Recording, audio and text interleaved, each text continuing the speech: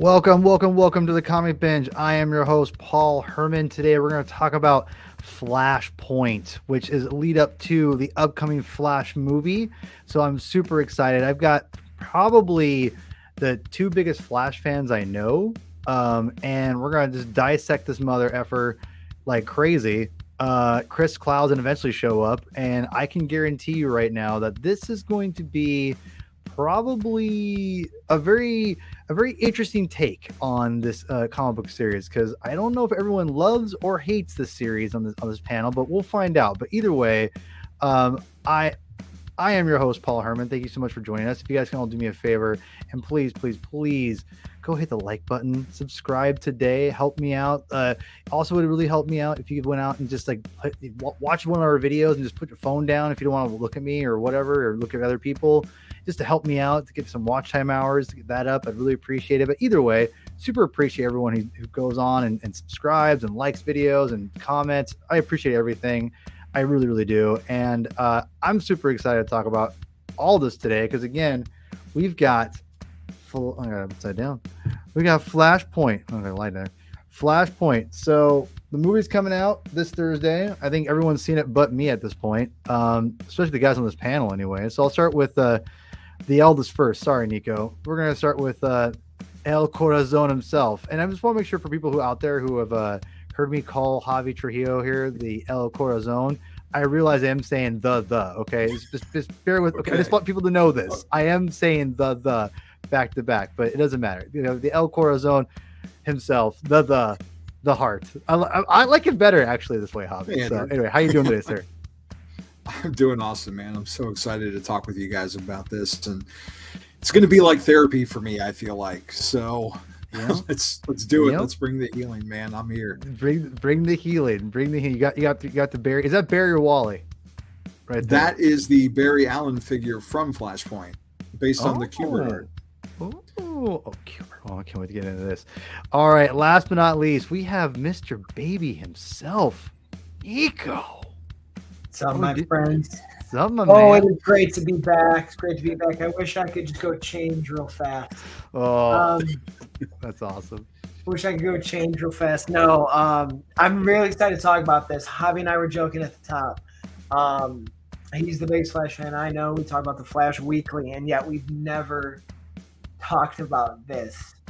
Because I think I know how he feels about it, and I think he thinks he knows how I feel about it. So we find out tonight. Wow. Tonight.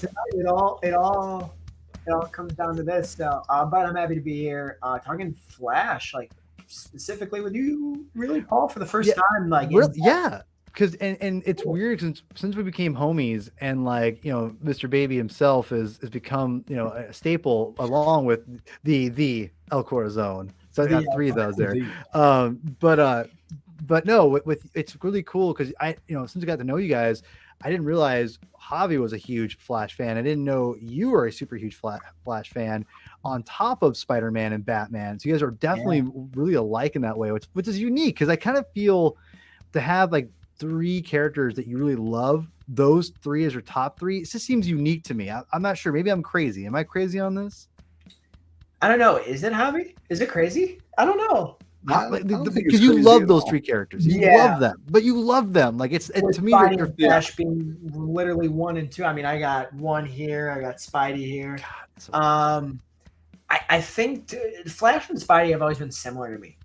I think that's why I like the two of them so much. And everyone loves freaking Batman, so I feel like that's how much. That's a good point. Yeah, I think I've said before that I think Batman's one of those characters that you just have to like. It's always your top favorite character. It feels like it's like oh yeah, Batman. He's amazing. It's Batman, right? So no, but I've been lucky enough to really have befriended so many different Batman people that I love Batman. He's one of my favorite characters, obviously, but I've gotten to really go in deep and more than I think most people who like love Batman, because of so many people I know who love Batman. So anyway, Chris Cloud will be here eventually.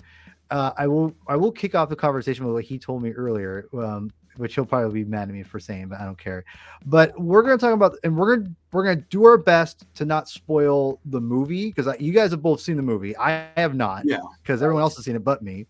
You've seen it twice, butthole. Yeah, I've seen it twice. This guy. You've seen both versions. Very thankfully, I've been able to see it twice. God.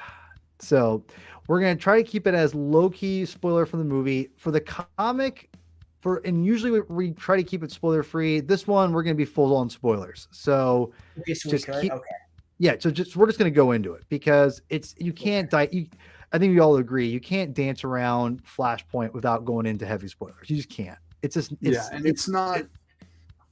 it's like later this month, shameless plug, we're going to talk about favorite Flash stories.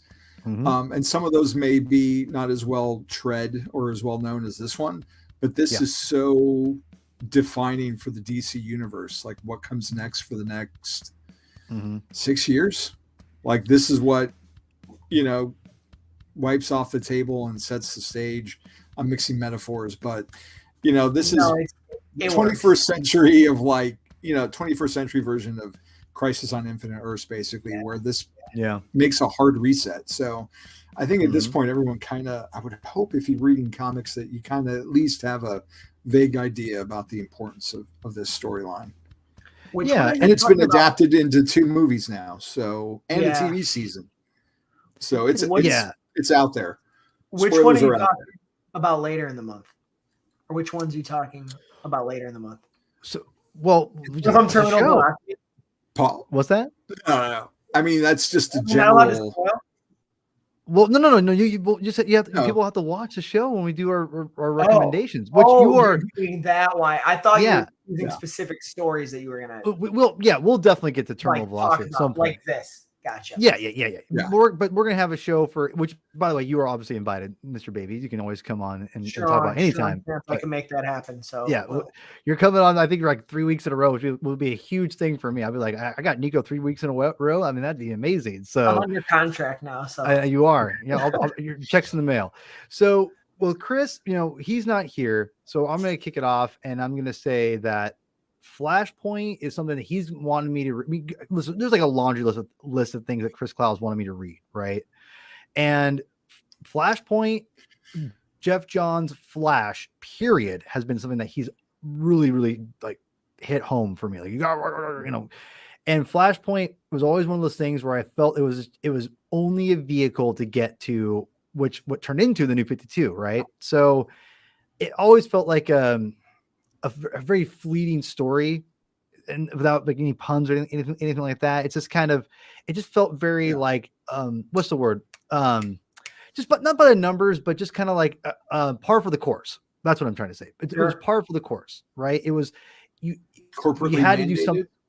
Yeah, exactly. Like, it was something that didn't felt very, at least from my perspective at the time when I was reading comic books, and as a moderate DC reader at the time, it just felt like, okay, they need to reboot the universe, so here's their way of doing it. And I obviously heard the room, what happened. It's no secret what's going on here. But from my standpoint, Chris is always getting me to read this, and I'll never forget the kick off the show. He'll just kind of give his spoiler review a little bit. He goes, we're talking about it, he goes, yeah, I probably like this story way too much than I probably should. That's an actual quote from Chris Clow. It was hilarious, because I think I like it when people, and just with Chris or anybody, can admit when they recognize that something may not be again, you can love whatever you want, but you can recognize that you love something that's like, maybe it's way more than you probably should, than most people do, and you don't really know why, you just do. And I feel like that's kind of my way with like The Rise of Skywalker. For me, I adore to death that no one else does, but I'm like, I think it's amazing, and I'll fight anyone about it. Which I don't fight people on things very much, but that one I'll go tooth and nail on. But this story is kind of, I think I could understand Chris's perspective after reading it now. So I'm going to kick it off again to the eldest, just because Mr. Baby, you're still the baby. But Javi, you're a giant Flash fan, and when I first got you on the show to talk about this, I didn't realize your feelings on it. So take me to when you read this back in the day, or your feelings going into it after you read it, and then we can we'll dive into your generalizations of revisiting it now. I would say that my feelings about it have mellowed over time, which is probably a good thing. As I'm looking through the book right now, the Absolute edition, to see when it was published. Yeah, 20 for the Absolutes here. Absolutes. Plug for the Absolutes. Where's Chris? He's got to get here with his Absolute. Right? We can have a trilogy. 2010, 2011 was really, personally, a rough time for me, and I was losing a lot of things, and my life was changing in ways I wasn't expecting. And so what do we do when we have those things? We go to escapism. And for me, that's always been like movies and comics. And so one of those big outlets was being changed in a time where I was already going through a lot of change. So like that safe, bedrock where I could go to retreat wasn't as comfortable anymore. Yeah. So,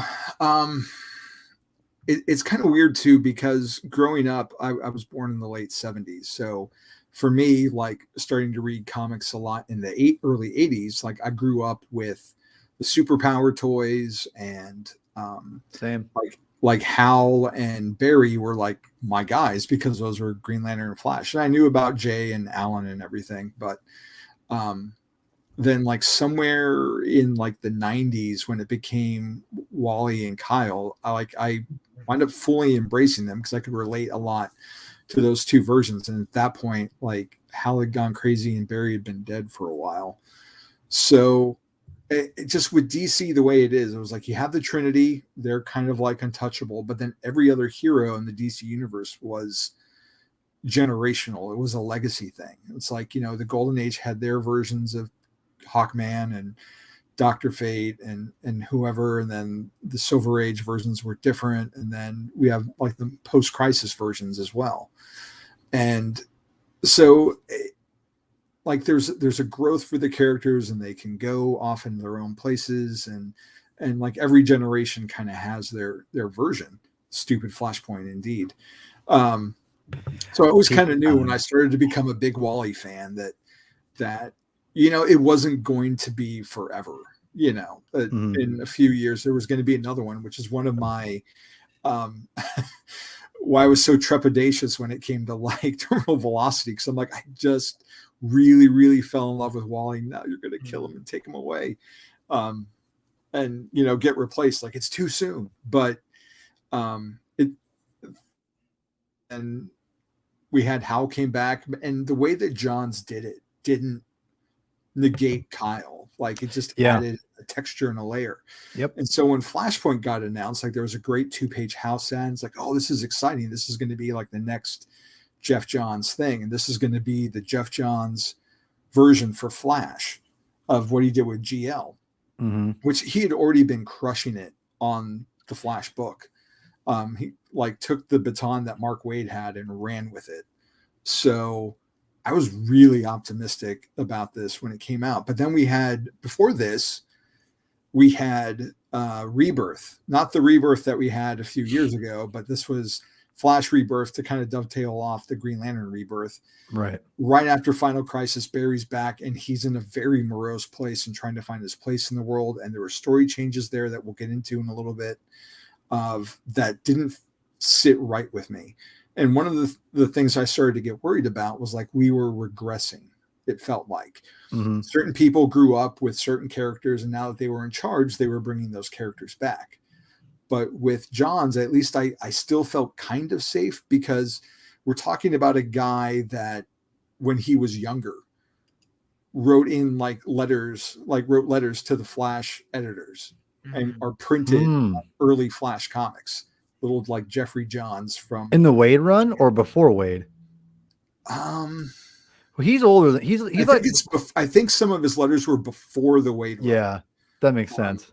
Like he mentioned, I think he was one of the people who wrote in about this big party Wally had with the Rogues once. But anyways, I was excited going in a little bit, but I got less and less as we got closer. And as the story came out, and I read it, and the spin-offs and the tie-ins too. We'll go into those a little bit later, I'm sure, but it got more, my feelings just increased of dread, and by the time we got to the 5th issue, it felt way too similar to a certain Spider-Man story, and the reasoning didn't make any sense to me for the character, and there's a lot of things I didn't like about it, what it meant for that character going forward, and I kind of checked out of the Flash. I was very disillusioned and disenchanted with the whole thing, and I wound up reading the Manapul stuff later in trade from the library, so I have read all that stuff. But the Johns and Manapul, the artist. No, Manapul wound up doing writing and art after Flashpoint. Yeah. Okay. After, like, it was Johns and Manapul for like 12 issues in between the end of Wally's run, and after Bart's very brief run between, and very, very soon, hopefully this week or this weekend. Yes. So yeah, I should. Yeah. So that'll be coming up very soon. Plus my thoughts on the movie and the TV show and all that. So, yeah, just, it kind of turned me off from the character for a little bit. So Flashpoint kind of ruined Flash, and then One More Day ruined Spider-Man. Yeah. Well, yeah. Okay. Yeah. Well, all right, Mr. Baby. We got Javi's take on the story. My long rambling take. No, I love it. And Javi, I just want to say I love you, brother. I respect you, brother. And I'm glad to finally hear these thoughts. And the reason I figured some of what you said.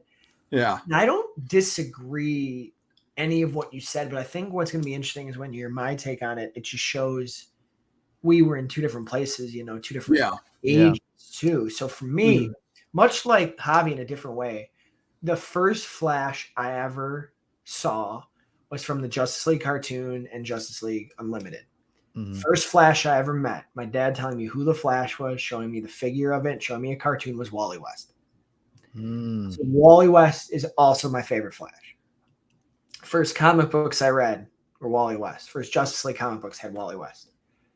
The only time I really read Barry in this time period, because when this story came out, I was a sophomore in high school, or I was going into my sophomore year of high school. Now, I read this live at the time too. It's one of the first big crossovers I ever read from DC was this story. So there's some nostalgia for me too. I think why I love the story so much. I remember getting this and all the tie-ins, me and Dad going there. The Thomas Wayne stuff blew my freaking mind at the time. Like 15, I hadn't read that much multiverse stuff, right? The only time I read Barry was Crisis, and I thought it was amazing, but I had more time with Wally. So this story got me into Barry and helped me understand Barry. And it's a different way, right? There were some changes. There's a reboot.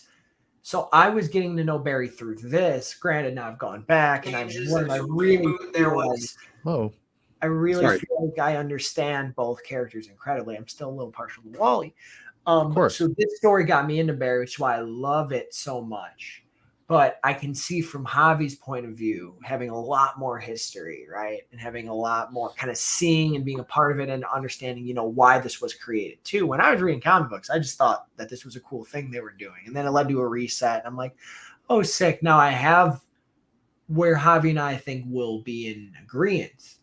I too have been frustrated also looking back and being older and really understanding comics and seeing what bitter. Right? I've looked back and I am frustrated at some of the stuff they've tried to keep and replicate from this, and the treatment for, a character like Wally as well, the oversaturation of a Thomas Wayne, right? That stuff I think over time I've seen, but the reason why I love this story so much is I love the meaning of it outside of the character of Barry. I just love the meaning of it. And it did make me love and appreciate this version of Barry Allen as a character. And I think there's a lot to draw from it. And it's also wild. I mean, I think much like Chris Clow when he says, like, sometimes you love something a lot more than you should. Just like even like this panel, right? Like this stuff blew my mind so much. It's like a 15-year-old and a 16-year-old. That like they've done the multiverse. I've seen a million other things with the multiverse, but I'll never forget reading this story and being like, look at Aquaman and Wonder Woman. You know what I mean? Like it blew my freaking mind. And I think I get that feeling every time I read it. So it's hard to shake that, you know?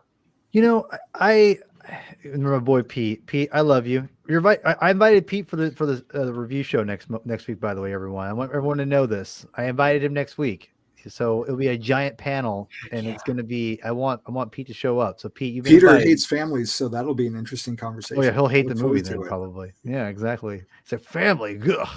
Just give me my comic books and my cold beer by myself. Love you, Pete. Listen, so there's a couple things here that I think I want to kind of get into a little bit. And I love how there's differences between your guys' story, because this is how we are. Everyone takes in stories and art differently, interprets it differently, depending on the age. And the age, let's be real. I don't want to say like, I liked it when I was younger, but when I got older, I'm like, that's fine. You can do that. For me, it's more of like, I was at a different place in my life. And sometimes that will alter, obviously, like you, Javi, you talked about how you perceive things and what have you. So, and when you're younger, there's like you with Nico, you have a different take on things when you're going into it. It's a lot more innocent and not as serious necessarily. Yeah.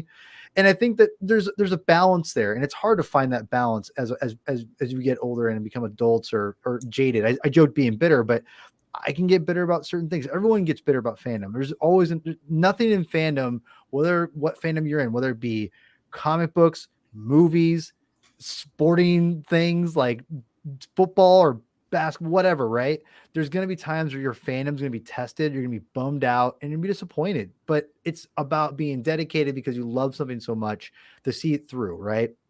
And I think that even you can seeing through something like Flashpoint is the ramifications of the story are huge, obviously. And that to me by itself is fascinating, because this story has influenced so many different things, Javi, that you talked about. It's spawned, it's influenced 2 movies. It's influenced a whole season of The Flash, which I think is probably the best. The first 2 seasons are the best seasons of The Flash. And that to me is, I think, the best, that's a great adaptation too. So I say all that to say that Flashpoint had a lot of weird vibes going into it, knowing what it is, what it did, what it is as a story by itself in a vacuum, but also what it leads into for the New 52, but then also what the other influences it had on the other mediums. Nico, I want to ask you a really quick question before I go any further. When you found out this was a reboot, it was kind of like a vehicle to do a reboot. Did that alter you as like I say, a child? You're what, teenager at that time? So like 15 or 16. Yeah. Did that make you think of it less of a story, more than a story, or cool? Or give me your take on that. Let me tell you what's funny. Kind of both. Okay. It's one of those where I'm like, oh, so it was kind of a tool to kind of reset things and bring certain characters back. But then I was like, also so impressed that it was a tool that I thought was so well done. You know what I mean? And then I related to the most, just to add an extra layer to it, is there's been many times in my life, I think, why this story ages well for me. There's many times in my life I wish I had a redo button. And I found a lot of grace recently in being able to let things go and let things be how they are, because I'm so thankful with where I am. And I know it wouldn't be the same if I ever used the redo button. So I think I also use this story sometimes, not to get too deep. No, get deep, man. I want you to get deep. I want to hear. I'm here. I want to hear this. I reference this story sometimes, like, from my life, which sounds crazy. That's awesome. But like I use it a lot, and I tell people about it a lot, and it's also why I was so pumped. A lot of people were like, they shouldn't, and part of me completely understands the whole why would you do this in the first film, but I also think it's such an incredibly relatable story that, man, if you were going to make only one Flash movie ever, I think you'd do this. Crazy. See, to piggyback on what you said, and I think you said it best. This is what haunted the first Green Lantern movie was they didn't go hard the first one. They thought, oh, this is a shoo-in. We've got Green Lantern's a viable character in the DC universe. We can make it. We can kind of ease into Sinestro when they should have went 100% Sinestro, yellow versus green, go crazy because you had I always forget his name. The brilliant actor who just doesn't. Mark Strong. Yeah, Mark Strong. Dude, Mark Strong's a baller. Just a absolute, just great actor. I love him in Shazam, the first movie. I don't think that was Green Lantern's problem, but that's a whole other podcast. I mean, listen, like I loved Mark Strong, and I think if they would have went hard with him, and like what you were saying, Nico, if they would have made the absolute more crazy Green Lantern movie off the charts right off the bat, it probably, I mean, I'm assuming it would have been a more successful movie in my opinion. Now, to say that about this movie, I wasn't really quick before I go any further. Just give me a short answer. Did this story, the fact that they're adapting this story specifically, make you love and anticipate the movie more? Yeah. That's what I thought. Okay. Yeah. I mean, it's naturally, right? But I mean, and I think, this will be on a different podcast. Okay, all right. We said no spoilers for the movie. It's not a spoiler. I think the movie did some of this really, really well and remix things really, really well too. See, let's get it. Yeah, so let's just get into it before Chris gets in here because he's got a lot of good points, obviously, and I'll probably just shut up when he gets in here and I'll just be like, I'll just moderate at that point. But we'll just get out of the way. Spoiler alert: if you haven't read the story, get the hell out. Because this will be probably influenced many different things. So get out. But if you want to stick around, you already know what's about it, whatever. Obviously, the story's premise is Barry goes back to the past to prevent his mother's death. Let's start. Oh, sorry. Go ahead. No, please go ahead. No. Go finish your thing, please. Now when he prevented his mother's death and the ramifications of this said thing, it's a brilliant story by itself, in my opinion. And that's one reason why I'm excited about the movie a lot, because like what Nico was saying, what Jeff Johns taps into, and I'm curious if you're watching the show, comment in the live chat, let me know what you guys think. If you've read the story, if you guys agree with me, if you're not watching live or you happen to watch it on later on, go ahead and comment on this as well.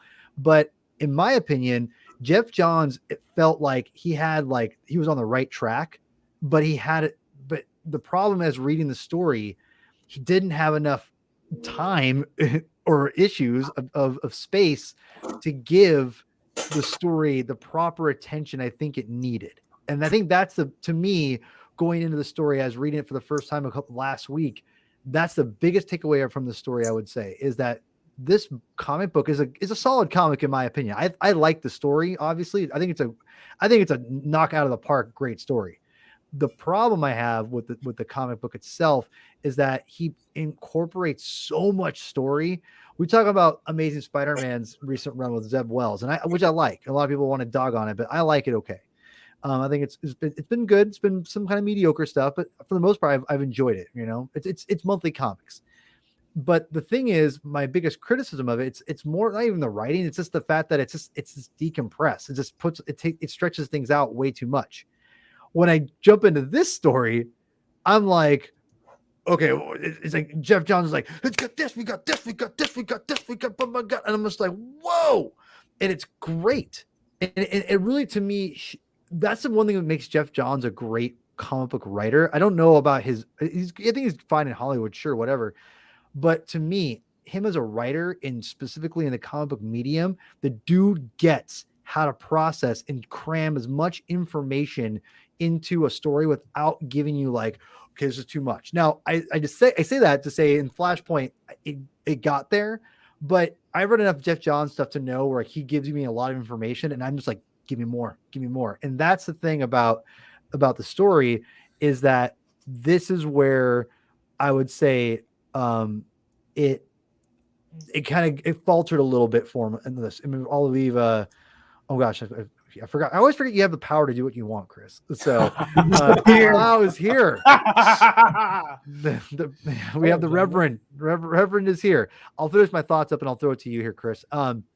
So my thoughts going into the story was basically I liked a lot of everything. I know there's like all these side stories, but I feel like, and here's my biggest criticism, and I almost want to wait before I say it because I don't want to say this and be like, oh, you guys are going to want to comment on this before I give it to Chris. So how about this? I'll wait. I have one big criticism of the story, which I'll wait on. But I will say this, to kind of, before I give it out to Chris here, I like the story. I like the comic book is good, or I think it's a solid enough story. It's definitely a vehicle for a reboot, which is not a terrible thing. It's a means to an end, right? That's essentially what Flashpoint is. But for a means to an end, it's a pretty emotional story, and I think that, and let's be real here. Now I know Rob, who was on the show last week, is not the biggest of the Kubert brothers. He's more of an Adam guy more than an Andy guy. I love both. I have no ill will towards any of them. I think they're both brilliant artists, but oh man, Andy Kubert's art in this is so freaking good. It's so good. He's a master, man. Like I'm sorry. I think he is just an incredible talent. But he is a master, man. Thank you, Chris. Thank you. I'm glad you're here to tell us these things. All right, so Chris, without further ado, I without spoiling your thoughts, I did reveal this, what you said to me earlier. You said, I probably like this story a little too much, more than I should, basically is what you told me. And I would, did I say that? You did. I swear I think I like the story more than I probably should. You said something along those lines, like almost verbatim. I mean, maybe in a sense. Take it away. Here's the thing. It becomes clear, especially in hindsight, that the function that Flashpoint serves is not what it was originally intended to do. You know, like I've got it right here. Actually, they have a bunch of the outlines and stuff in the absolute. Guys, get it out. Yeah, you gotta get it. Come on. Hold on. Everybody pull it. Everybody pull it. The trilogy, baby. I left the slip cover in my bedroom, but yeah, easier to flip through. That cover underneath the slipcase is the cover that I would love to have for the first issue, because I think it was only released in San Diego. I've actually that's what it says in the notes. Yeah, but the outline for the story as displayed here, which I assume is an artifact from before DC had the new 52 as a glint in Dan DiDio's eye, is that things were just going to be reset. This was a way to bring Barry back to a role of prominence that he had lost in the intervening 2 decades since he died at the end of Crisis. And Paul, I was telling you, because I know that you have read some of the stuff that has led up to Flashpoint, that this is a thankless job. Bringing Barry Allen back to the modern day DC universe at this point is an extraordinarily monumental task that I don't know if anybody would have necessarily stuck the landing in ways that people may have hoped. But in isolation, when you're just looking at Flashpoint, I think the thing that I enjoy about it, I guess, is that, the artwork is beautiful. I am an Andy person, like he's the first time I ever read an Andy Kubert comic book was Batman versus the Predator. And it's great. And it's so good. He knocked my socks, and I was like, I don't know, it was like 8 when I read that, and I probably shouldn't have read that when I was that age, but I did, and it was great. 8, that's not that bad of a story to read at 8 years old. I read it at like that same age. When Batman looks under a tarp at a mutilated corpse, and he goes, that you don't see it. You see legs and blood. That's it. Yeah, but if it makes Batman do that, then it's a Hitchcockian kind of effect. That's one of the things I love about Dave Gibbons, baby. He tells that story really, really well. But the thing that I just go back to, because I was a retailer during this time, and DC had spoiled the idea that the universe was on the cusp of a total relaunch. So there was a lot of pressure on Flashpoint to deliver, especially for those of us who didn't necessarily want to let go of what the DC universe was before Flashpoint. And I was certainly in that camp. It's the universe where I hung my hat. So reading Flashpoint, it does a lot of really cool things. but most of the things that it does are kind of secondary to Barry. And in that respect, it feels like kind of a disservice is too strong a word, but it doesn't do enough for Barry, I think. It does a lot for Thomas Wayne. It does quite a bit for Aquaman, actually. I think that Zoom gets quite a lot of time in the sun in it, and it's just such a blockbuster. And some of the tie-ins were really solid. The Batman tie-in is solid. I really liked Project Superman that Scott Snyder co-wrote. You got to see what Abin Sur was up to as a Green Lantern who never died. I mean, it was a cool conception of. May I interrupt for just for Sure. a tad second? Yeah. I apologize. I just want to make sure I understand, because I was reading the Jeff Johns run today, and is Professor Zoom and Eobard Thane, or whatever his name is, are they different? No, Professor the Zoom same guy. is Eobard Thawne. Whatever. But while so Johns confusing. was writing Wally, he introduced a new Reverse Flash. It Hunter was just Zolomon. Zoom.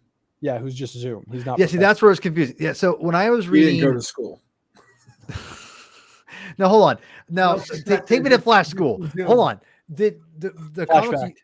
the comics you gave me, Chris, because I'm reading I think this is post Rebirth. Is that the first of the Barry stuff with Jeff Johns?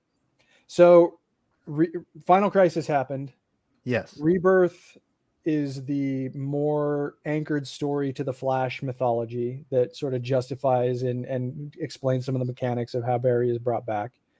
Between Rebirth and Flash #1, there was a 3-issue Blackest Night Flash miniseries that Johns wrote that kind of filled in some of the. And Blackest Night is kind of an important Barry story, all things considered. Like, Barry is kind of a key character in that story.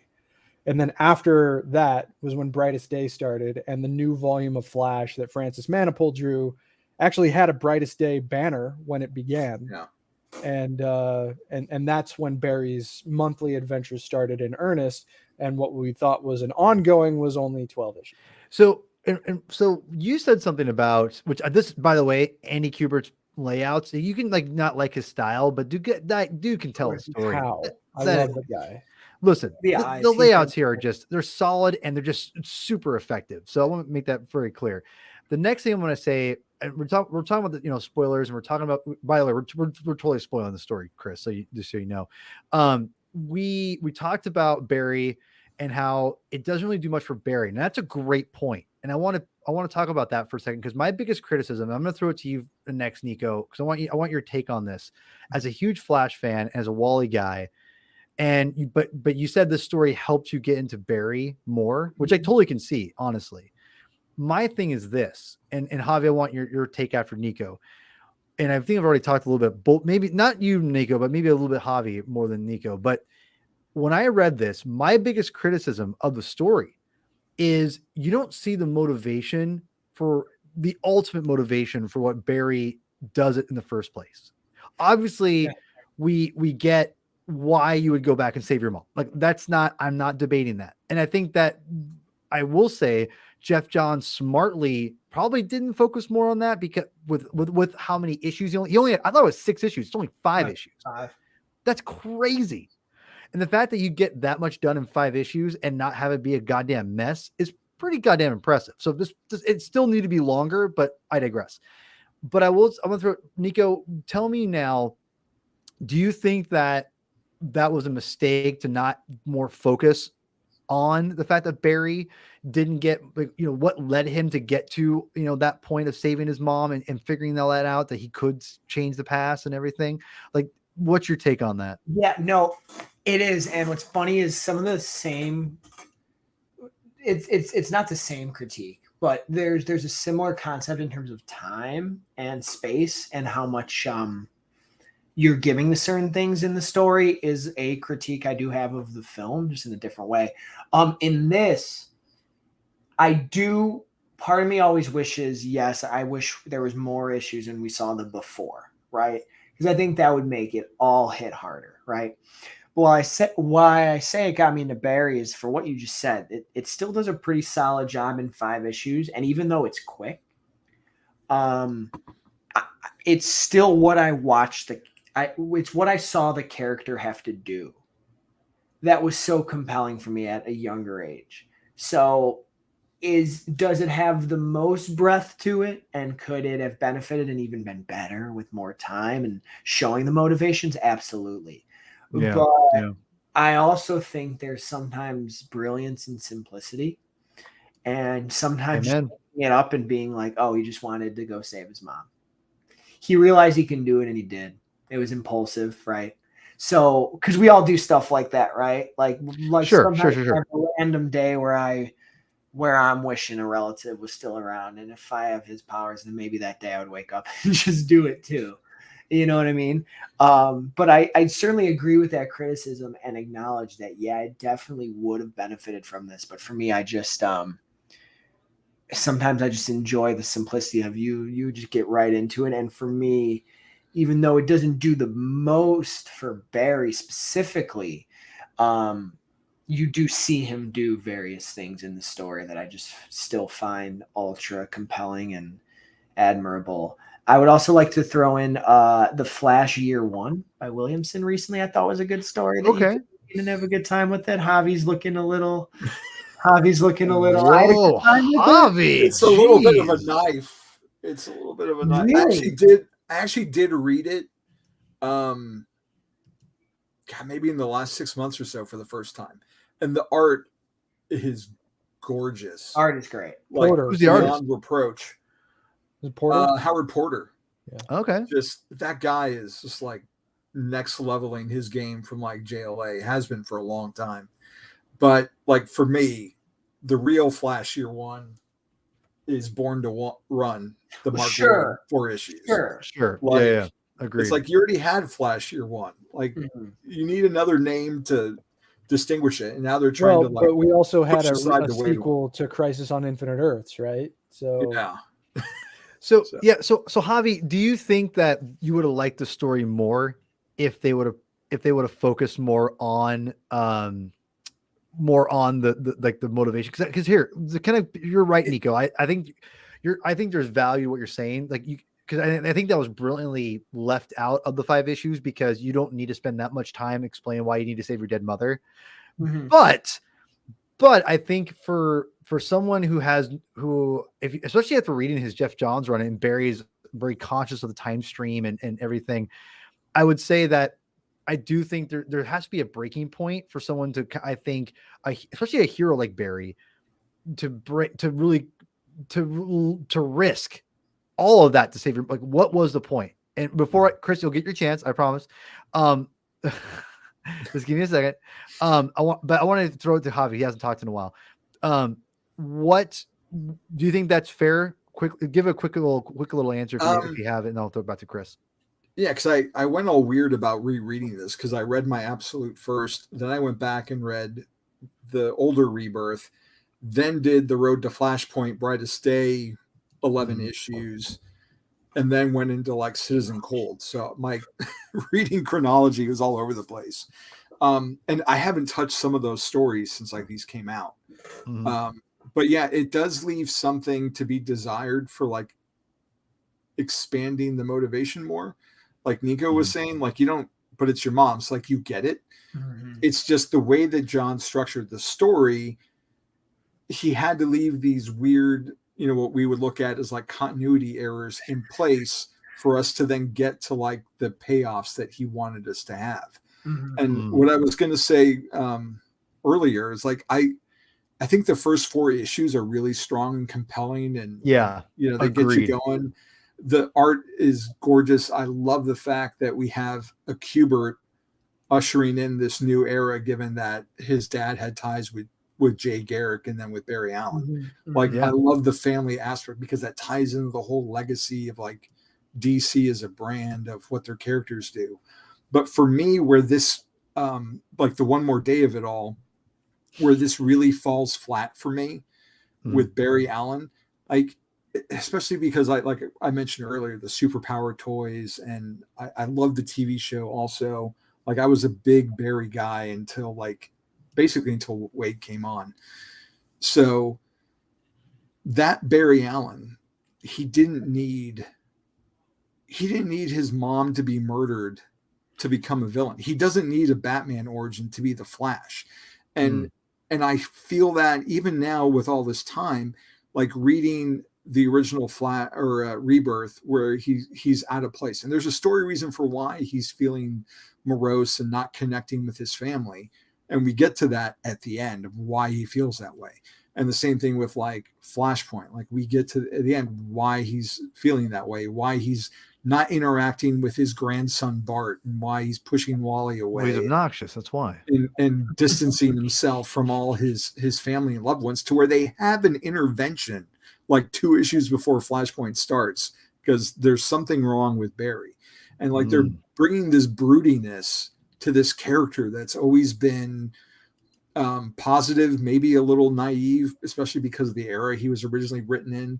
It got a little bit darker in the 80s after, when your bad guy kills your wife, it puts a crimp in your style. But even still, like there was a quintessential goodness to Barry Allen and a happiness, and like he didn't need to be dark and broody to fit in or to have that as like his motivation going forward. So the whole idea of elevating Zoom's evilness by killing his family or killing his mom and imprisoning his dad, to where it's different from like the TV show, or we'll just leave it at that, is like Barry's dad dies in prison. So to like start off like this, like to start off Rebirth, and it's like his mom is dead and his dad died in prison. Like that's not what I grew up with. Like I read Flash 350 when I was like 13, and like his parents are like waving him off into the sunset, like they were there and happy their son was alive and acquitted. And it just, the whole thing, like, it gets to like the bitter comic nerd, right? Where like, this isn't what I read growing up. And it's not to say that Barry can't come back, Pete, or that he can't grow as a character. Like, I just wasn't feeling that connection with this Barry Allen with the one that I grew up with. Like, it didn't seem right. And then with the New 52 stuff going forward, it just felt like, oh God, Pete, we threw away a whole lot of stuff to get to this point of like what made the character great and what made him special. Like he doesn't need a dead mom to be a hero. He had a hero. It was the Flash. That is such a great take. It is, because it does change that, right? And I don't think it's being a bitter comic nerd. I think it's how you like to view your hero. And I think for me too, why it's kind of a little different than that is, I never really found him until this story. So I feel like the version of the mom passing is what I kind of go with. I'm also weird in the sense of, well, no, I won't judge myself. I'm also unique. There it is. In the sense that, wait, what? I'm sorry. No. I just saw in the comments about John Romita Sr. dying. No. I hope that's incorrect, but ouch. He is an absolute icon, in my opinion. So we'll have to address that at some point. Damn, that sucks. That's a hit in the gut, man. That's a hit in the gut. It's from JRJ himself, from Junior. Oh, dude. All right, well, forget what I was just gonna say. I don't know. Yeah. No. Sorry, dude. I'm sorry. No. I'm glad someone brought it up. Because I would really rather. There's not many places I would rather be where I. Man. On this show, John Romita is a legend. But we could talk about you. What I was gonna say is where I'm unique is and where I'm dark. I do like, and I hate to say like, there is something I do like seeing my heroes have loss. And I don't I agree. I agree. I'm with you on this. Mm-hmm. I think it's why I struggle with a character like Superman for so many years. And I know things have happened, but like, well, he died. He died, Nico. I don't know if you knew that. No. I know he died too. But like, for a long time, like having both parents and,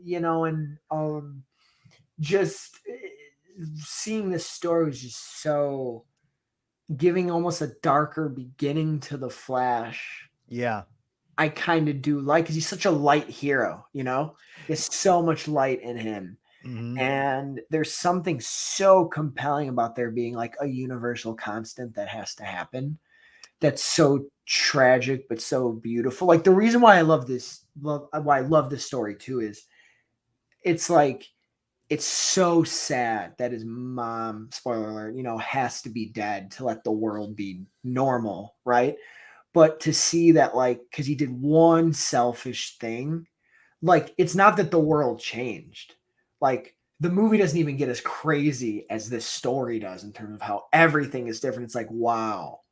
And I'll never forget reading the panel for the first time of Reverse Flash going, look what you did. Yeah. It's still one of my favorite panels I've ever looked at It's in a great comic panel. book, because it's like, we've seen like the butterfly effect before, but in this story, it's like, wow. It's on He steroids. saved his mom, and every single thing is wrong.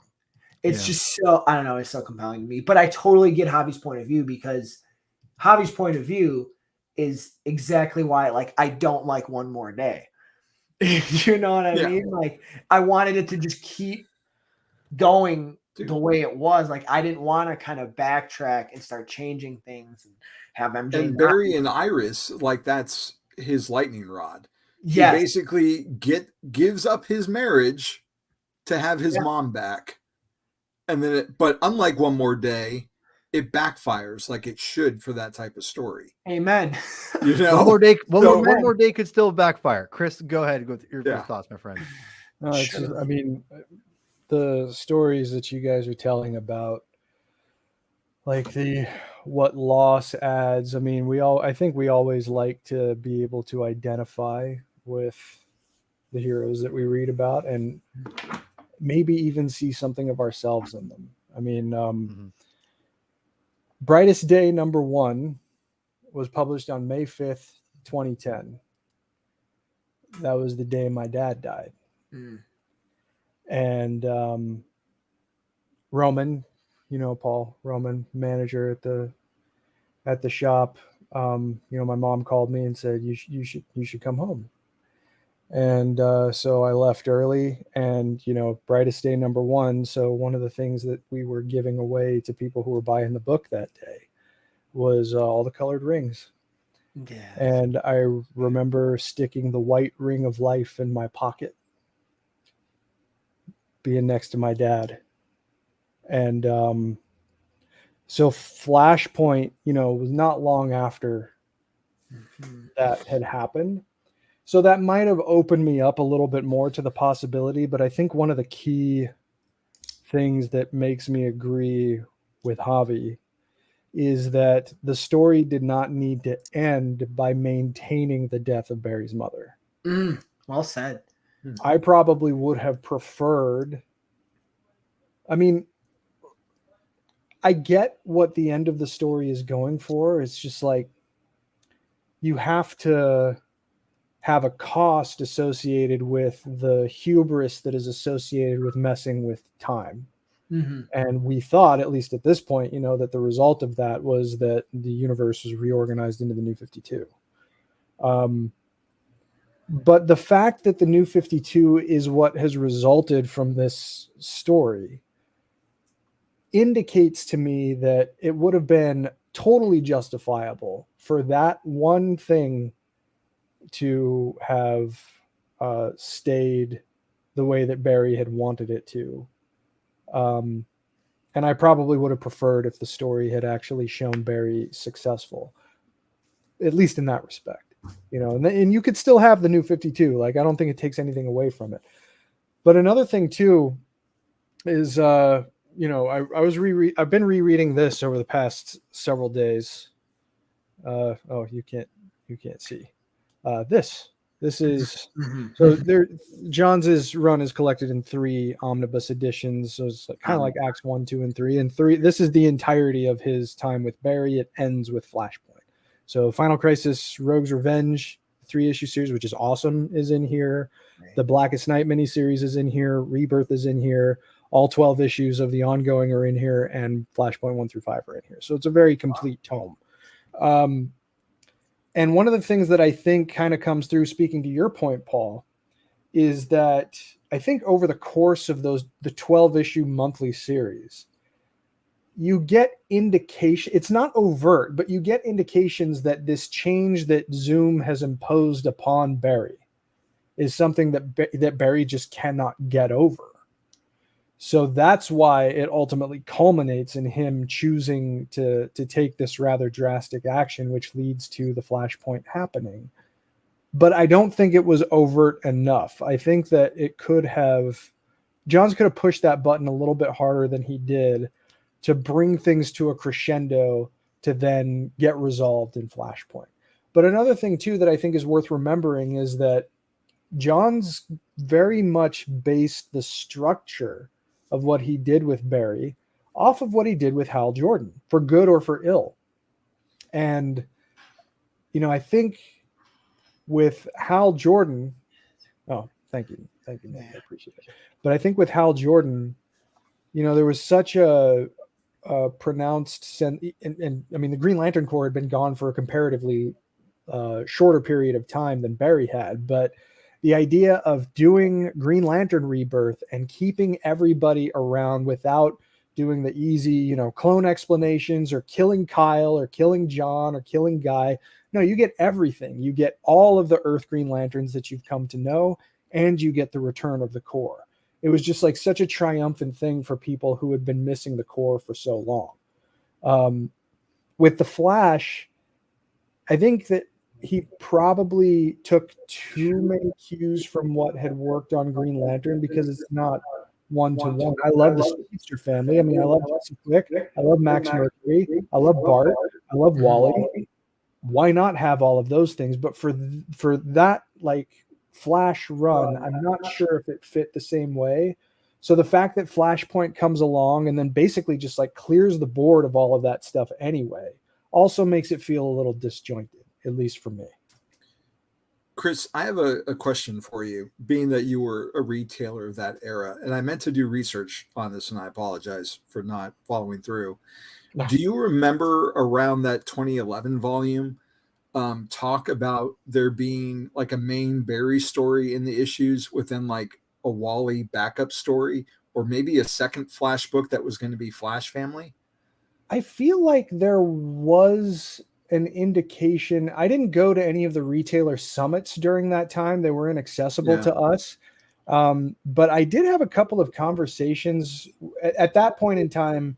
DC did assign a representative to a lot of like the regional retailers. Like it was one person in charge of like a particular region of the country, and he would check in with the stores and send promo materials. And I think that in a conversation with him, he had indicated to me that there was the possibility of more Wally material in the Flash ongoing. But I mean, it's anecdotal. I'm not sure exactly what was in the plans, but also too, man, I mean, opening up this Absolute Edition and reading those outlines, it kind of seems like the New 52 was organized very, very hastily considering what it aimed to do, because Johns and Jim Lee on Justice League, that was a rumor that had extended back several years. It had extended back, I think, prior to Final Crisis was the rumblings that they were going to get together on a Justice League story. And I wonder if they were going to do something different than what ended up happening.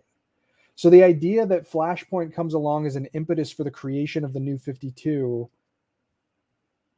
from my perspective, it seems very haphazardly organized, considering all the rumors, like you mentioned, of more Flash material, including more members of the family, and the fact that it doesn't seem like Flashpoint was designed to function in the way that it did. I would love to have been a fly on the wall for the meetings of like, oh, hey, yeah, let's do All-Star Western #1 too that month. Well, and one thing I wanted to ask you guys all about, because I think it definitely feels like this was a story that was, like we talked a little bit about this, Chris. Like it was kind of an afterthought of why this was created. Was again, it was used to bring in the 52. Man. What's that? So the night that Flashpoint #5 came out, was the same night that Justice League #1 came out. We did a midnight launch for both books, and I got to read them both the day before because we started to get our books on Tuesdays instead of Wednesdays around that time. And, I think we ordered something like 2-1 for Justice League. Flashpoint seemed like, even by the time issue #5 came out, the issue that depicts the transition from the pre-New 52 DCU to the post-New 52 DCU, it didn't seem like it was that important to a lot of people. And then on top of that, you throw in the clear commercial viability of a new Justice League #1 on top of all of the other new #1s that are going to be coming out over the next several weeks. Flashpoint #5 kind of got lost in the mix. Yeah, and I agree. we sold through our copies of Justice League pretty fast, but we held on to Flashpoint #5 for a while, if I'm remembering right. Well, and I think that in isolation, this is a very, very good story.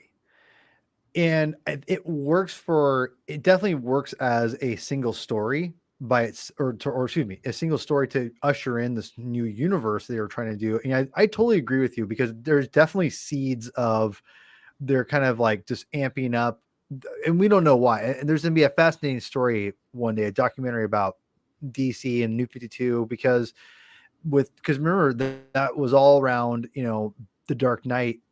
I think to me, the other medium successes like the Dark Knight and the MCU being so huge, DC not being owned by Disney or only being owned by Warner Brothers, which is a much different company than Disney. They saw the writing on the wall and thought, okay, we need to propel and get more people to buy comic books, because if we think, we create that jumping on point for people, which they did. I mean, I think Andy from Holy Badcast talked about how the New 52 was a great place for him to jump on to and have that ground floor that some people, they need that. I think it's a little overrated, in my opinion. That's just I think people for 6 months, Aquaman outsold every single Marvel Comics title. That's crazy. That is insane to me. And so with that, it definitely, you talk about how 5 felt like an afterthought, and that's where the whole shebang happens of the emotional weight of the story. And it feels like the story was buried. This is not the right word to say. And Nico, I'm going to get your thoughts on this. Did the New 52 bury the lead on this this story, in my opinion? Because I almost feel it did, because I didn't hear about what happened until afterwards. Again, with Barry's mom and everything, and then that to me is such a great idea. But by the time I heard about that, it was too late for me to want to go invest in the story. I was like, oh yeah, New 52 already happened, so I gotta move on. Does that make sense, Nico? Am I crazy on this? No, it doesn't make sense. I think what is so different for me is it was a reason for me to keep reading, though, because it was resetting. Yeah. And I was a 15-year-old who wanted to read DC comic books that were monthly and that were happening right now. And I'm like, this is a jumping on point for me. That's coming off of a good story. But looking back and hearing everything that you guys are saying and what I learned over the years is they kind of did bury the lead in a way. And a lot of people who still just saw it as a tool were kind of proven right the more certain things stuck and the more other things changed. And but at the time, no, I was just happy to keep reading DC. But do you think by the time because again, with Chris, I didn't know that this came out the same day as do you think that kind of was a mistake to have the final Flashpoint? Because that to me, because that the issue 5 is definitely, it's way too compressed. I mean, like, I'll never forget this. When I'm reading the story, I'm like, I was telling Javi, I'm like, Javi, I'm getting into the story, man. I'm like 3 issues deep. I'm like, I'm ready. This is a great story. I'm like, oh man. And then I got to, this issue, and I was like, oh man, there's a lot. They crammed a lot of this story, and again, it's not necessarily a bad thing, or it's not a complete bad thing, but it definitely could have been executed better with maybe a couple more issues. I'm not even saying he's 12. I mean, if this was a 12-issue series, this would have been, I think, a fantastic maybe an all-timer. Because I think the thing with Jeff Johns knows how to get to the core of the characters and bring in the emotion.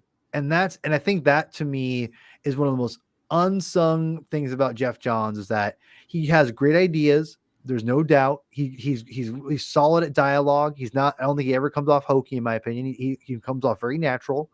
He's not the best dialogue person, but he's very good. But I would say whenever I read a story, there's always a great theme and morality and what connection of these characters that we need to, like you talked about Javi, about, you know, having, you don't want your heroes to be dark. I think for some reason, Jeff has a great job of keying in on what makes us connect to these characters and emphasizing that and making us love them even more, like, or reminding us why we love them so much. And I think with Barry, was that? I was gonna say, it's not that I don't like dark heroes. I think there's a place for them. I mean, Batman's like my favorite, but not everyone has to be, you know, grim and broody. Sure. Like, you know, and that's not, we have plenty of those people. Like Barry was the antithesis for that. You need that balance, and he offered that. And now he's just kind of like, it makes him more like everyone else. Well, and I mean, like, one of my issues that with the characterization of Barry since the New 52, even though Manapul and Buccellado's run on the New 52, I think is generally a fun read. You know, it's a breezy book. It's easy breezy, beautiful. I love it. I think Francis Manapul is, you know, it's gorgeous to look at. Artist. Yeah, I mean, it's beautiful.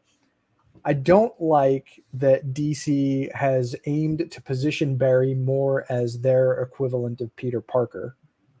Because that's what Wally West was, in my opinion. Well, I mean, it makes more sense for Wally. For Barry, I agree, especially like around this time, I always thought of Barry as like that reliable, seasoned veteran. And one of the things that actually helped shape my perspective was that Final Crisis Rogues Revenge series at the very end of it, when Libra informs the Rogues that the Flash of Central City has returned to the land of the living. And like Captain Cold is scared because Barry takes him seriously as a threat. You know, I liked that idea, even if it doesn't necessarily pan out with what we had seen before. The Rogues had gone to a very dark place over the course of the time that Barry had been gone. So bringing Barry to the level of someone that they should be afraid of, I thought that was cool. Less interesting to, no, that's not fair. Less compelling to me is trying to change Professor Zoom into what Johns did so effectively with Sinestro. I mean, Johns turned Sinestro into an A-list DC villain, and I think he tried to do that for Thawne, and I don't think it works as well. You know, as much as bad blood as Johns used Rebirth to create between them, I just don't know if it hits as hard. It feels a little forced comparatively, especially when compared with what happened with Sinestro. Yeah. Well, let's start wrapping up a little bit. And you know, it definitely feels like the story is, it definitely feels we're kind of all over the place. You know, Javi's not a fan. I'm kind of like, you know, I Nico, you and Chris seem to be fans of it, but you guys have an emotional connection to the story, which I think is awesome. And I think that's the thing about any art of any medium, which is so rad to have, is when you can connect to it, even though maybe Javi doesn't connect to it, you guys emotionally connect to it. And there's a respect there. And I love the fact that we're all like just talking about that. And I'm kind of like, I wouldn't say I'm in the middle, but I don't love it as much as you guys probably do, but I definitely like it maybe more than Javi does. But I see a lot of the flaws in the story. You know, for me, I look at something like Doomsday Clock, right? Which I think is a solid story, but that's like decompressed compared to this. I feel like they almost could have swapped out issue lengths and they probably would have had better results for each one. Maybe that's just my opinion. Chris, I know you're a big, I know. we'll have to reprint. I said reprint. Oh my God. What are we, a freaking comic company? No, we have to repost those our old school. We should just, I mean, we only did that. And that was after we had a big Last Jedi blowout. So we should just bring friends along and do Doomsday Clock again. Because you didn't have any energy in that conversation. I don't remember, dude. That was ages ago at this point. I mean, all I'll say about Doomsday Clock is that it gets attention for being a Watchmen sequel when in fact it's a tribute to Superman. I think it's both, and I don't think that's a bad thing either. It's definitely not as bad as people make it out to be. It's a Watchmen We should sequel. talk about it. We should talk about it maybe with these guys. Oh, it's God, a Flashpoint sequel. Kinda. Oh. Well, it kind of is a little bit. An important cog in the chain here. Yeah, or the link chain, in yeah. the chain. Mixing Right. metaphors again. But yeah. Because you need that for the button, which has Thomas Wayne and Reverse Flash. And you need that for Rebirth. Yeah. The other Rebirth, the 2016 Rebirth. Yeah, the one that relaunched to help kind of reconnect the DC universe as a whole. Which again, I thought, which honestly, and this is maybe just being a homer, we're getting too off the weeds here, but this is classic us, right? I will say this, that I do think Rebirth in 2016 helped redefine DC and figure out its continuity in the best way possible, and has kind of found the best of both worlds, in my opinion. Honestly, in my opinion, because I think DC Comics now, from since then, has kind of figured out a little bit of they're figuring out their continuity, and I'm loving it. Like DC's everybody right should now. have Superman by Tomasi and Gleason on their shelf. Everybody. I don't, even if you don't like Superman, I don't care. That series is. We will talk about it one day. So we'll start wrapping this up. I'll just kind of give my thoughts because you guys will have way more to say about than I will. But I'm going to say that I think Flashpoint is, if you're into the movie, if you've seen the movie or going to see the movie or whatever, and if you're into comic books, especially if you're into superhero comics, I'm going to say it's definitely worth checking out because I think it's an important piece of history, in light of what it brought after it with the whole reboot, which is a huge company thing, but also what it did, how to influence the other films, the TV series, and how much, let's be real here. If this story wasn't good or Jeff Johns wasn't hitting on something like really big here, then all these other mediums wouldn't be touching the story. But what's the first thing they go to? Second season, Flashpoint. What's the first thing the film? Yeah, or was it the first season? I thought it was second season. No, it's third season. Third season. Okay. Second season is Zoom. Wait, no. First season is Zoom. The second season is the First season's Reverse Flash. Right. Second season is Zoom, which is the one in the black suit for the show. See, third season is Flashpoint, which is mixed in with Savitar, which is not the Savitar from the comics. This is the thing that's really interesting to me about Flashpoint is that the legend of the story has kind of outgrown the story itself. Absolutely. And that's my point. And that's my point. I think this is an important piece of I think document, because this comic book, this sequential art, 5 issues, right, that I hold in the hand that Chris so graciously gave me. Thank you, Chris. This is an important piece because this essentially influenced so many different things after it that aren't the comic book medium. And it shows you, I think, the power of the medium, of how great the story is, and how comic book, let's be real, comic books condense storytelling. That's the art of that's the whole essence of the medium, in my opinion.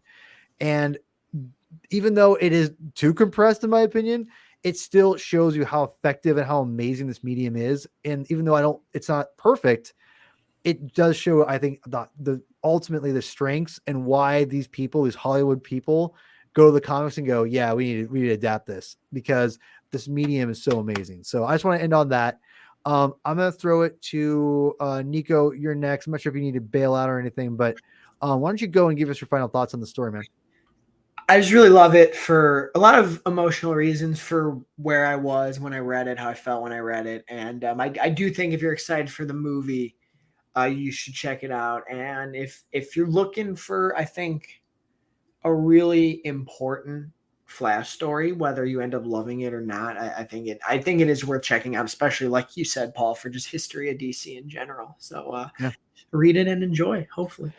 Javi, really quick, you gave me a picture. I don't want to forget. Oh, what do you want to talk about this picture right here before we get your final thoughts?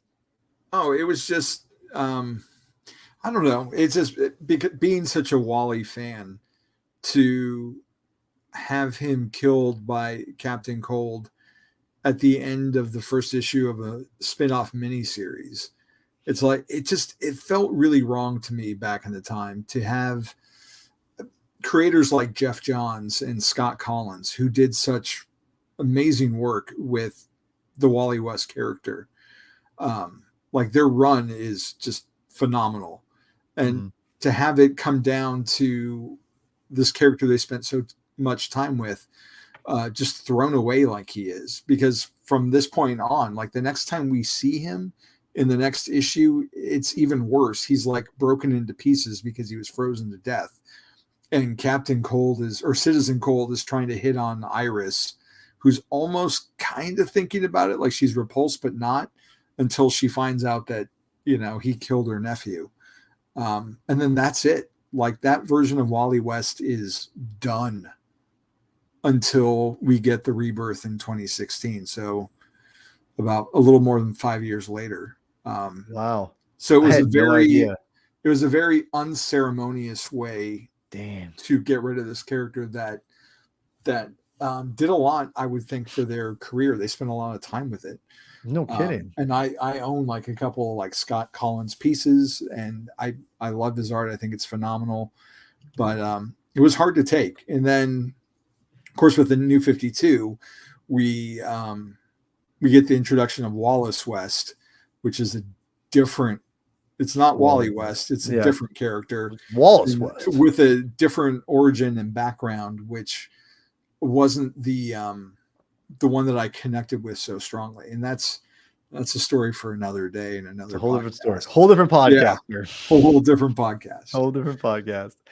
But yeah, so just really quickly, so you think that even after revisiting it, you're kind of still in the same boat we were before. Yeah, I don't hate it. Contrary That's to what good. Peter might think. Like there is a lot that's interesting and that I like about it, but just the whole overall taste that it leaves in my mouth, even this most recent time, knowing that there's so much more to come and that's gotten reversed. As a story, it just that the 5th issue just doesn't feel right to me for a few reasons, but I really enjoy getting to talk with you guys about it, because now I can read it again another time and kind of have your guys' perspective in my head as I go through it, maybe see something different. But I get its point or its place in history. Like we've talked about, the fact that it's been adapted in animation and TV and movies. And for me, I think the more times they try and adapt it, the closer they get to it being a product that I like. Yeah. So slight, hint of where our next conversation is going to go. So really, just really quickly. So did Javi, did the movie make you like this more? Maybe. I don't know yet. Maybe. Oh shit. I don't know. There's certain things. Week, dude. I mean, that's a whole other conversation, because there's a lot that's similar. There's a lot that's different. And I can't wait, dude. Oh god, I've been on pins and freaking needles to see this movie with Chris. Me and Paul are like the only people who haven't seen it. I know. I feel for you guys, dude. I feel for you guys. I wish. Just stay off YouTube and stay off Twitter, because I've seen spoilers left and right today. Dude, but I wasn't even looking for. And I would have been pissed if I would have seen I hadn't seen. Thanks for the heads up. So I've been too tired to look. No, me too. I've just been so busy. I'll tease this real quick and then we can wrap. I think the movie does someone's critique very well. And I won't say which one of you. Well, Javi would know. Javi would know, but if he thinks I'm talking about him, he knows what I mean. Yeah, man. And here's the thing, man. I am in agreement with you, and me and Nico kind of talked a little bit about this, and I think everyone a little bit. And I'm just gonna say this: I really hope that this doesn't come back to backfire, because from everything I've heard about this movie, it's gonna be great. I can't wait to see it with Chris. Like, it's going to be a big moment for honestly, I mean this, because I've been wanting to see this Flash movie's been in production for how long? 20 years. 20 years. And, I love the Zack Snyder cut of Justice League. I think it's a masterpiece. And I think it's not a direct sequel to it, obviously, necessarily, but it's got enough on it that I'm really excited to see where they take the character and everything. So, and honestly, Chris will tell you, I've avoided trailers. Like I refuse. When we go see movies, I would go and get up and leave during the Flash trailer. So I would avoid seeing everything for this. So I've only seen little bits and pieces of this movie. So I cannot wait for Thursday. I'm ready. Chris, give us your final thoughts and we'll get a roundup of it, promote our stuff and get the hell out of here. I mean, in general, I think I like the story fine. I mean, it is not Green Lantern Rebirth or Sinestro Corps War or Blackest Night for the Flash as much as I think it wanted to be. Yeah. But that being said, there's a lot to like about this. The world that the story operates within is utterly fascinating, especially, you know, like more localized to Gotham City. That 3-issue mini by Eduardo Risso and Brian Azzarello, Batman Night of Vengeance, is probably my favorite thing that came out of Flashpoint.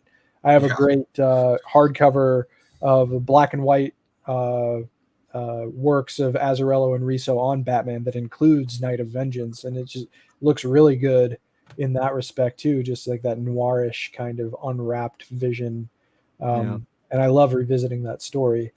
I wish that Flashpoint had more to do with the Flash at the end of the day. It just doesn't feel like as much of a Flash story or a Barry story as I would prefer it to be. But he does have some pretty cool moments in here. And I think that it is a fun book to read. And it was especially harrowing reading it as it came out because we knew that it was counting down to the end of the world, basically. And no one can take that the craziness of that experience away. But all in all, like it's I don't think anyone's going to necessarily call it the best Flash story that they've ever read, but it's an utterly fascinating one, and the things that it did are absolutely worth paying attention to. I mean, they tried to. I haven't read Flashpoint Beyond. Not that dude. I mean, I will. I just haven't got around to it yet. But maybe that's something we should do as a follow up. You know, maybe we'll one day. I'm just gonna have last word on this because I want to, because I can. Sure. I'm gonna say I disagree that this is not a Flash focused story. I would disagree with that. I think it's definitely. Well, no, it's focused on him. I just didn't think it had enough of him. That's one of the things I would say that I think that I was impressed by with Jeff Johns. It's such a broad, or it's such a wide spanning story, that the fact that Flash is in it as much and involved as much, and it doesn't feel forced or whatever. No pun intended, obviously. It worked for me. But anyway, I digress. I don't want. I'll just leave it at that. I disagree, but everything else, I love the conversation today, guys. Let's get the heck out of here. This has been amazing. Nico, why don't you tell us where people can find you at, my man? Yeah, you can follow me right here at Nico Caruso everywhere, at Nico Knows Film on TikTok, and I do a lot of other podcasts on Twitter. They're all in my Twitter bio, and I'm on here a lot, and will be on here. Yes, you will. A few more times. I'll demand it in the very near future. So come hang out. Attaboy. Javi, where can we find you? El Corazon. At the JamesBondDossier.com, I've got reviews for James Bond comics, obviously, and wrapped up 007. I'm just waiting for David to post my review for issue 1 of 007 for King and Country. Philip Kennedy Johnson is writing the hell out of this book, and he's finally got a phenomenal artist to go with him. Keep saying phenomenal tonight. BatmanOnFilm.com. I'm reviewing Batman the Brave and the Bold. Just Tom King retelling the Joker's first story from Batman #1. Turn your lights on when you read it, because it is terrifying. So good. And I've got my own YouTube channel. We brought that up. You can go to The Flash Up to Speed with Wally West on YouTube, and I've gotten kind of like my 0 issue where I talk about my origin with Wally West and The Flash and looking at his first appearance. I review the Tweeterhead Barry Allen Flash statue, and the first full episode is reviewing Wally's Flash #1 from 1987. And this week went a little bit to hell, so I didn't get to film the next episode, but hopefully by this weekend, and then have some thoughts on the movie and the show ending as well. Nice. So Up to Speed 5 is the Twitter handle for that if you want to talk Flash. Really, Mr. Baby, I wanted to ask, did you guys review the Flash movie on Vigilante, right? Yeah, so we did a social media reaction a couple weeks ago. We did spoiler-free review last week, and our spoiler-filled discussion drops Thursday. Yeah, don't Nice. forget to promote that crap, man. Get Well, that yeah. there. Oh, sorry. Yeah, we have literally have 3 reviews of it, or will by this Thursday have 3 reviews of it on Vigilante 1939. I have a review of it on TikTok as well. Dude, 3 of those things have no spoilers, but the one on Thursday will. Yeah, So right. And you guys, you've been very respectful of the spoiler thing too. So, Mr. yeah, Baby, we tried. We tried. No, you did well. You guys, Papa Nick, you guys all did well. So, I just want to make sure you told people like where they can find your reviews at. So at Vigilante 1930. Yeah, I just want to make sure people knew about it. All right. So thank you, Mr. Baby. Reverend, sir. At Chris Clow on Twitter, CHRISCLOW. Also, check out Discovery Debrief, Star Trek podcast, the most recent episode of which is a review. Thank you, sir. Of Star Trek Resurgence, the video game that just came out at the end of May. I got the chance to review it ahead of release and had a lot of fun with it. So check that out. And the same day that Paul and I go to see The Flash is the return of Star Trek Strange New Worlds, which means that our episode recaps are going to be starting back up again for probably my favorite show on TV of the past several years, maybe with the exception of Better Call Saul. I'm not sure yet. But that is a phenomenal show. And if you want to hear more about it, including the return of James Tiberius Kirk, then come along for the ride. We'll have some fun. Yeah. And me and Chris see The Flash finally on Thursday. And I cannot wait. I've been dying to see this movie for a long time. It's really frustrating, to be honest. It's like, I just want this movie to come out. Good God. But I'm excited to do it because next week we're obviously going to have a review of The Flash with a pretty big, I would say, cast at this point. I would say we're going to have obviously the same 4 people we have here, or me included, obviously. We're going to have Jim, who just got nominated for an Eisner for his new work on Atonement Bell. That's awesome. Insane. Good for him. Yeah, dude, it couldn't happen to a better dude, honestly. That guy is like the nicest, most genuine guy I've again, I don't know him super well, but I've known him enough in the last year that like that dude is legit. Like, I love that guy. So Jim, if you're watching, we love you, bro. We're gonna see you next week. Hopefully Pete will come on. I've asked other people to come on. It's gonna be a crazy show. It's gonna be rapid fire, very reactionary. I'm gonna try to keep it all together somehow. But yeah, I'm excited for The Flash next week. And if you're also wondering, yes, we are still going to be doing Flash recommendations the next week following. So that means I'll be basically just asking Javi, Chris, and hopefully Mr. Baby himself will also be there to talk about their favorite Flash stories and what people should read after the movie, because there's going to be a lot. I even have maybe my own things to recommend. And we have a cat showing up too, which is great. Cats are fine. So anyway, I'm excited.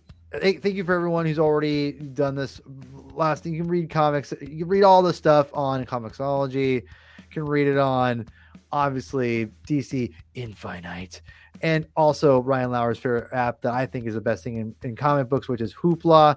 Go find that on the local library. I'm on the Seattle library system, so that's where I find it on. So go on there, read comic books for free.